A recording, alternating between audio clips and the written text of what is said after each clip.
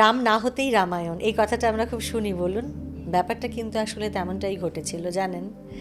রামের জন্মের আগেই মহর্ষি বাল্মীকি রামায়ণ লিখে শেষ করে ফেলেছিলেন, আর সেই রামায়ণের কথা শুনেছিলেন রামচন্দ্র নিজে।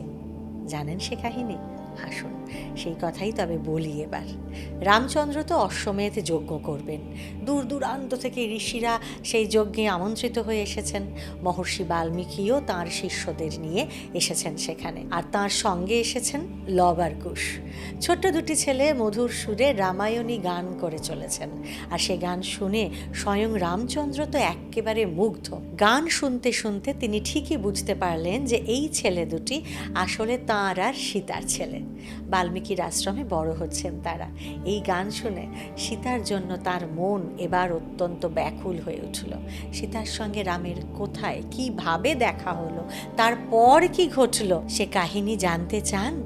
সে কাহিনী তো ইতিমধ্যেই আমরা নটার গল্প চ্যানেলে নিয়ে এসেছি। হ্যাঁ, সীতা নামে অডিও স্টোরির মাধ্যমে। ডেসক্রিপশন বক্সে সে গল্পের লিঙ্কও দিয়ে দিলাম। দ্বিজেন্দ্রলাল রায় এবং ঈশ্বরচন্দ্র বিদ্যাসাগরের সীতার উপর আধারিত এই গল্প। তার সীতার পাতাল প্রবেশের পর রামচন্দ্র অস্থির হয়ে উঠলেন। কোনো কিছুতেই তাঁর আর মন বসে না। জানকীর সঙ্গে সঙ্গে তাঁর সমস্ত শক্তিও যেন নিঃশেষ হয়ে গেল। কি নিয়ে বাঁচবেন তিনি? এরপর কি হবে কিছুই বুঝতে পারছেন না রাম। তখন আবার রামায়ণ গান শুনতে বসলেন তিনি।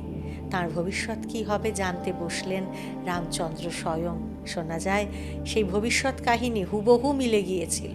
সীতাবিহীন রাম একসময় সরজুর জলে নিজেকে ভাসিয়ে দিয়েছিলেন। সে কাহিনী বহু আগে লিখে রেখেছিলেন ঋষি বাল্মীকি। কে জানে, হয়তো এই কাহিনী ব্যক্তি রামকেও সমস্ত জ্বালা জুড়োনোর একটা অমোঘ পথ বাতলে দিয়েছিল। এমনটা তো হতেও পারে। এমনই তথ্য জানতে আমাদের সঙ্গে থাকুন আর শুনতে থাকুন শুধুমাত্র প্যাস্টেল স্পিরিচুয়াল, আপনার আমার সকলের ভালো থাকার পাসওয়ার্ড।